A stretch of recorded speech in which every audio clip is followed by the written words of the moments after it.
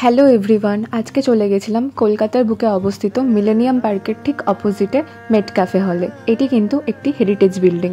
এটি কিন্তু 1840 থেকে 44 খ্রিস্টাব্দের মধ্যে নির্মিত করা হয়। তখনকার গভর্নর জেনারেল স্যার চার্লস টি মেট ক্যাফের নাম অনুসারে এটির নামকরণ করা হয়।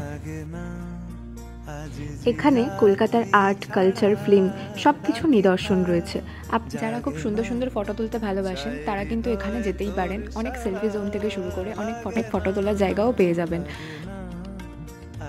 এখানে আপনারা সকালে 10টা থেকে সন্ধ্যে 6টা অবধি যেতে পারবেন। তারপরে কিন্তু এটা হয়তো আর খোলা থাকে না।